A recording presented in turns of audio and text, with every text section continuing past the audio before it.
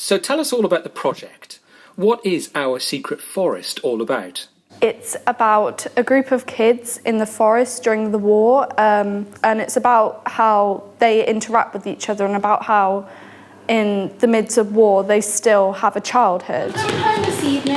Oh, Ingrid, show me your leg. I'm a right proper forester now. I've got a mark on mine, I have. It started off like interviewing people, so people who have lived through the war in the forest, and then we've taken those stories and then we transferred them into the show that you'll see.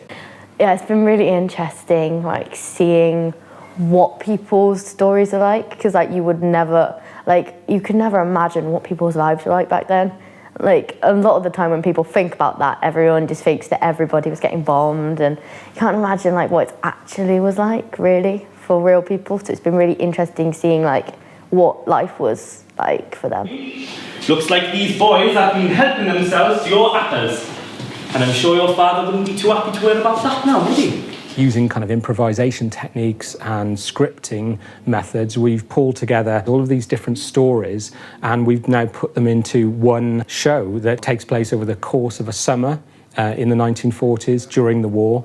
And it's an exploration of how those people coped and how the families came together as a community to survive and to get through what is such a often seen as a really bleak and terrible time. Yeah, this was us sort of devising a piece out of real stories, which felt a little bit daunting to begin with, because it was like, God, if we get this wrong, like, these people could be coming to watch this show and they're going to realise it's their story, but if we get that wrong, how are they going to feel, you know?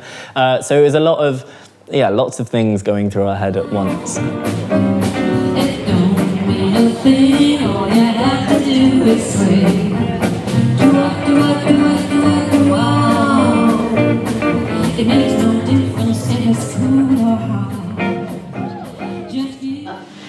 I heard a voice on the wireless say that Britain was now at war with Germany.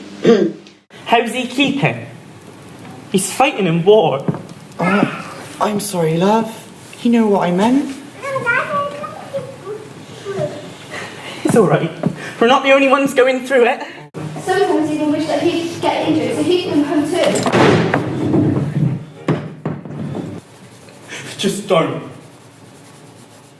I think the performance that you've put on this evening is absolutely fantastic. It captures the whole spirit, I think, of the forest and of, you know, the Second World War. And the young kids were absolutely inspirational. I have to say, I think they've done a great job tonight. I'm really pleased with what I've seen on there. It really captured the spirit of the oral histories. And it was good to see them come to life, to spring to life from hearing the original footage, hearing the original oral history, and then to continue to go into a dramatisation of the events as they unfolded. Really brought it to life, and it was good to see people respond to it. Do you want to be like Dorothy, or are you going to sleep now? I'm sleeping, look, my eyes are even shut. Then keep your mouth shut. That's cruel, she's crying now. She'll be fine. Yeah, my name's Lindy Moulton and I'm the daughter of Ivy Hewlett, who was one of the residents who was interviewed for the making of the play. And sadly she died on November the 3rd, so it was really poignant to be able to come along tonight and hear her voice particularly. It's amazing. And to hear her stories being brought to life. The play completely did justice to my mum's stories because we used to hear them a lot and it was great that Jamie, hearing them for the first time, was able to really bring them to life. It was brilliant, I loved it. I could relate to it even though I hadn't been there. I like the niceness and the kind of like forest part of it, even though I'm not from there, I could totally get what they were on about.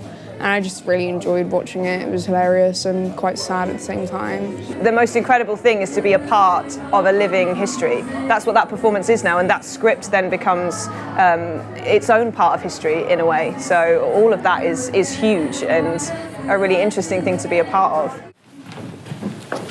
Once a forester, always a forester.